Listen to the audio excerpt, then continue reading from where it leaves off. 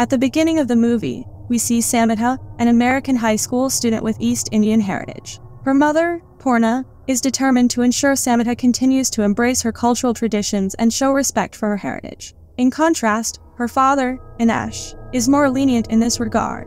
At school, her classmate Russ invites her to a kickback event on Saturday. She declines the invitation because her family has a worship ceremony at their house. She describes the ceremony as a celebration of the victory of the goddess Durga over the demon Manasasur. At that moment, Tamir enters the classroom, holding a glass jar in her hand, and the teacher Joyce instructs her to take her seat. After class, Joyce stops Sam and inquires about Tamira. This is when we learn that Tamira and Sam used to be best friends in the past. Joyce suggests helping Tamira fit in, but Sam believes that Tamira can handle herself because she's a capable young woman who would ask for help if needed. After this, while Sam is with her friend Kitty, he suddenly spots Tamira standing at a distance, staring at her. This makes Sam uncomfortable, and she decides to move away from that spot. Later, we see Tamira walking along the road, continuously reciting a mantra. She appears frightened as she reaches a house, where she opens a jar while chanting the mantra. She takes a piece of meat from her bag and places it inside the jar, and this action gives the impression that she is feeding some entity inside the jar.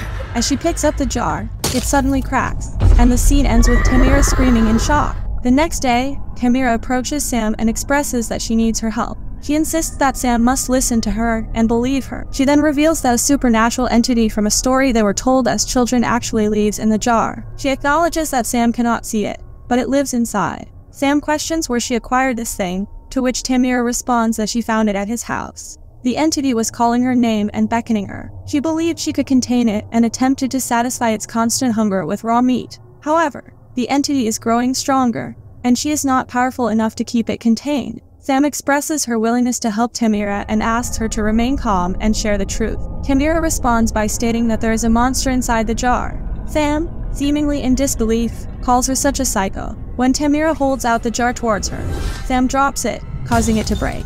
Tamira becomes very frightened and leaves the area. However, she leaves her notebook behind. Sam, feeling guilty, goes to return Tamira's notebook and offers an apology. Only then does the door mysteriously open and close by itself, giving the impression that something otherworldly has entered there. Tamira becomes terrified and starts screaming. She begins reciting mantras, while Sam decides to leave in search of help. In the meantime, the invisible entity seems to play with Tamira's hair before abruptly dragging her away. When Sam returns with Joyce to the scene, they discover that Tamira has disappeared. Later, Joyce asks Sam if there's something happened between her and Tamira, as Tamira's mom is filing a missing person report. Later that night, Tamira's situation takes a terrifying turn as she wakes up in an unfamiliar place and senses a menacing presence nearby. She is then attacked by this entity, making her ordeal even more frightening. Now on Saturday, the worship ceremony takes place at Sam's house, where Purna tells everyone that they will all pray for Tamira's safe return.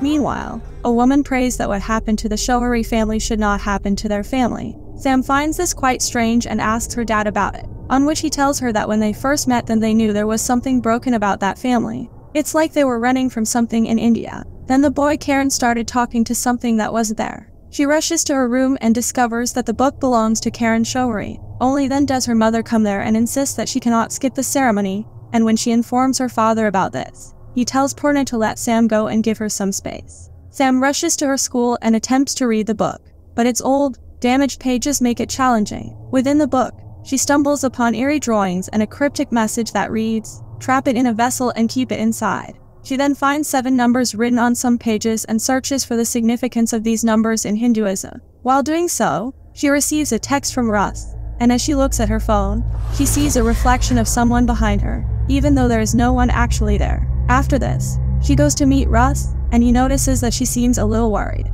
Russ invites her to dance, and when it starts raining, they both sit in Russ's car. Here, she tells Russ that she's been thinking about Tamira and how Tamira had the journal of the Indian kid who killed himself last year. She mentions that Karen's body was completely burnt, but it wasn't from fire. Both of them then decide to investigate and head to Karen's house. Upon their arrival, they are shocked to find the house in a state of extreme disrepair. She informs him that the neighbors had heard screaming and had subsequently called the police. They discovered Karen's parents in a mutilated state, and they found his lifeless body downstairs. In Karen's room upstairs, they come across chilling drawings covering the walls and ceiling. Sam takes photos and says he had similar drawings in his journal, but these are different.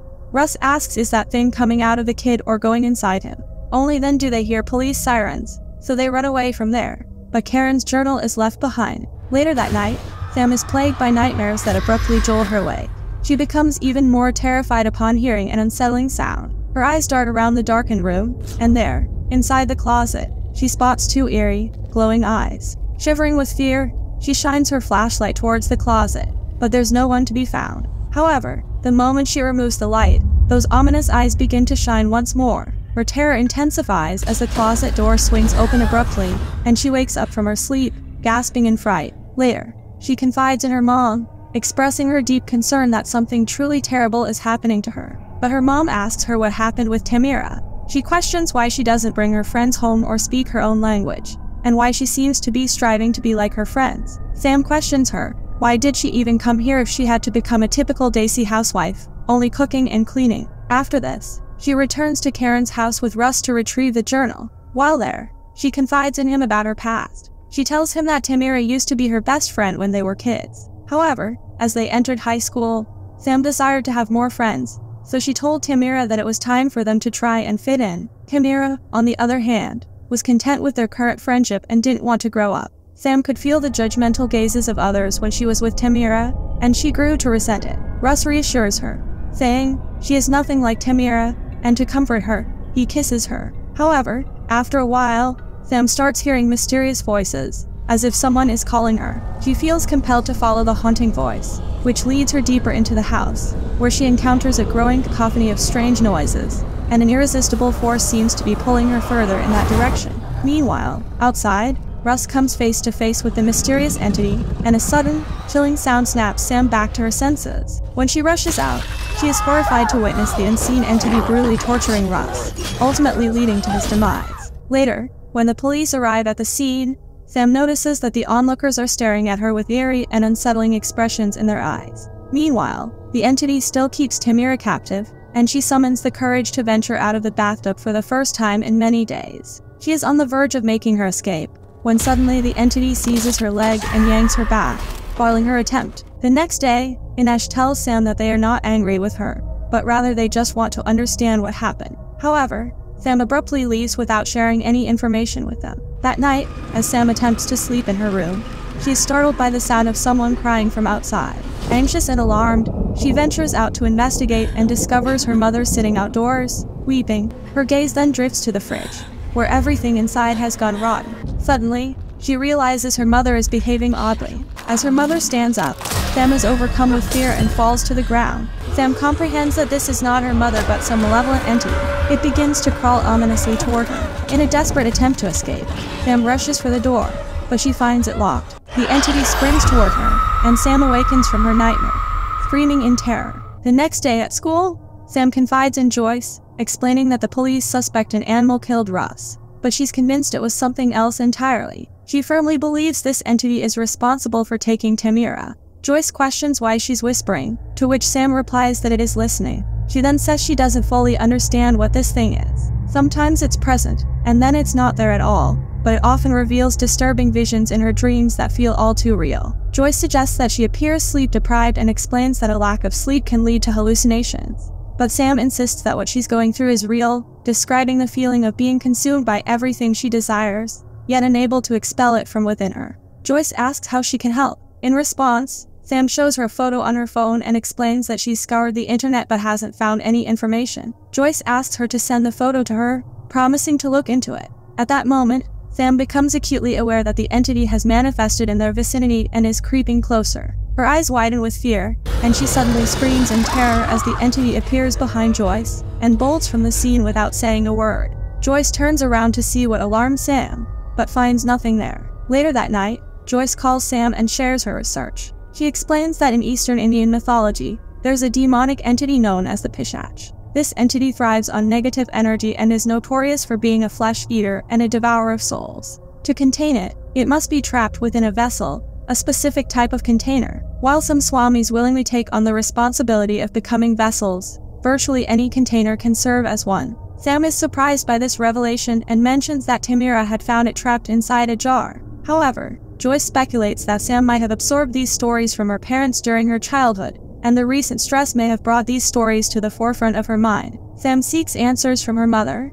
Purna, about the Pishach. Purna explains that it's a malevolent entity that thrives on negative emotions such as anger, hatred, and loneliness. She elaborates that Pishach's modus operandi involves weakening the soul by attacking one's sanity and isolating them from those who care for them. Furthermore, if anyone attempts to offer help, the entity will cause them harm as well. Sam says she believes the Pishach is real, and her ordeal may have begun with Karen. She recalls her dad's mention of the family running, and she speculates that they might have brought the entity back to their house, and Tamira found it trapped inside the jar in that very house. Purna explains that the Pishach doesn't swiftly take a life.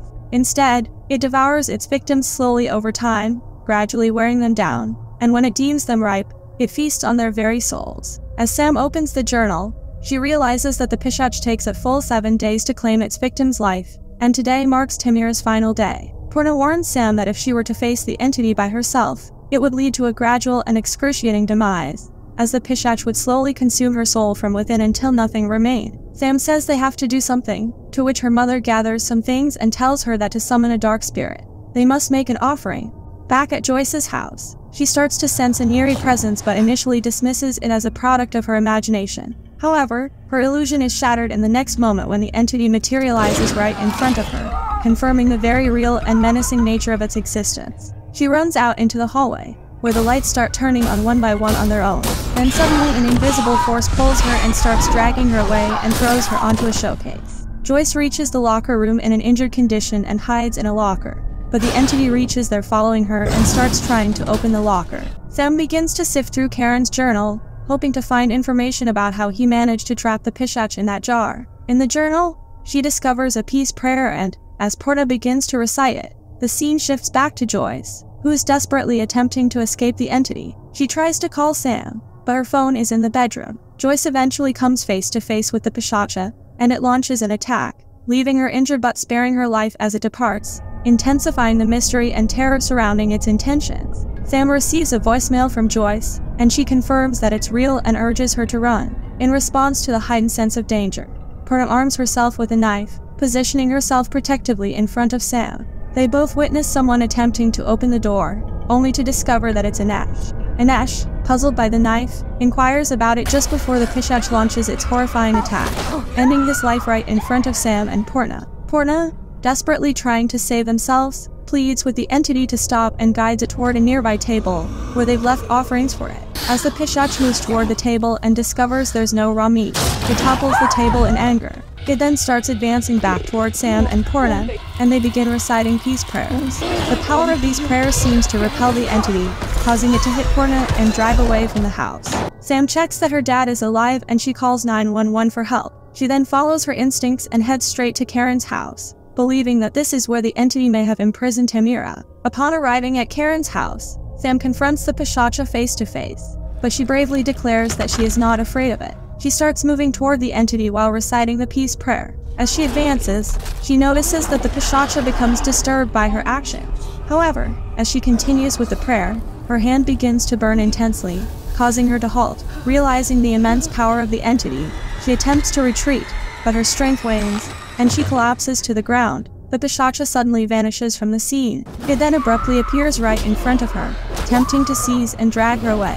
Sam struggles fiercely and manages to break free from its grip. However, as the entity continues to approach her, she fights back with determination. In the midst of their struggle, Sam stumbles and tumbles into the basement, where she finds Tamira in a half-dead state. But then Pishacha breaks a wall and comes there.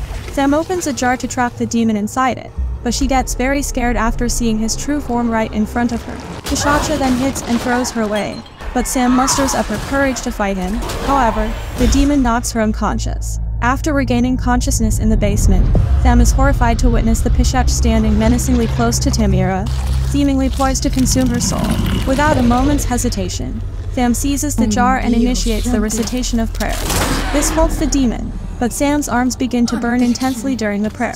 In a desperate attempt to thwart her effort, the Pishacha seizes her hand, shattering the jar in the process. Just as the Pishacha moves to attack her, Tamira intervenes by grabbing Sam's hand and initiating her own recitation of prayers. Together, their combined efforts create a powerful spiritual shield that stops Pishacha in his tracks. Sam recalls the significance of the painting and realizes that she can be the vessel to hold the pishach. She begins to move toward the demon, all the while continuing to recite the prayers, and allows it to enter and inhabit her body. A year later, Sam has dinner with Tamira, Joyce, Porna, and Inesh, who have all recovered. The group has managed to contain the entity by feeding Sam raw meat, much like Tamira did to the jar. Later, Sam and Tamir reconcile. As Sam assures Tamira that the pishach will never get out, she gradually begins to look more and more worried until she starts to cry. Thanks for joining us on our horror movie recap adventure. If you enjoyed the chills, subscribing would mean a lot. Drop a comment to share your thoughts and keep the terror alive. Stay spooky and see you soon.